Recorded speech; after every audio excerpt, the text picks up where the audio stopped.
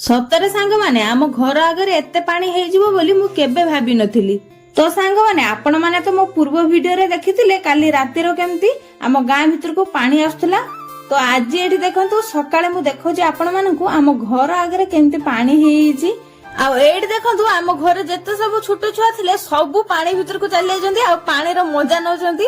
ଏମାନଙ୍କୁ ତ ବହୁତ ଖୁସି ଲାଗୁଛି।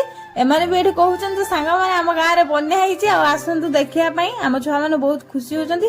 କିନ୍ତୁ ଆପଣମାନେ ଛୁଆମାନଙ୍କୁ ପାଣି ଭିତରକୁ ଛାଡିବେ ନାହିଁ। ଆମର ଯେହେତୁ ଏଠି ବେଶୀ ପାଣି ହେଇନାହିଁ ସେଥିପାଇଁ ଆମ ଛୁଆମାନେ ଆସିକି ଏଠି ଖେଳୁଥିଲେ।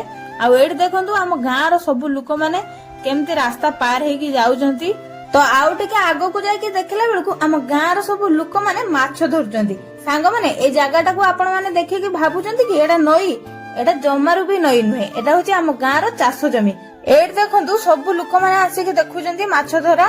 ଆଉ ଏଇଠୁ ଜଣେ ଭାଇ ମାଛ ଧରିକି ଆଣିଛନ୍ତି ଆଉ ମତେ ଏଠି ଦେଖଉଛନ୍ତି ମାଛ। ତ ସାଙ୍ଗମାନେ ଆପଣମାନେ ତ ଦେଖିଲେ ଆମ ଗାଁ ସାରା କେମିତି ପାଣି ହେଇଛି ଆଉ ଗାଁର ଲୋକମାନେ ସବୁ ମିଶିକି ଯାଇଛନ୍ତି ମାଛ ଏକା ଧରୁଛନ୍ତି, ମାଛ ଧରିକି ଏକା ଖାଉଛନ୍ତି।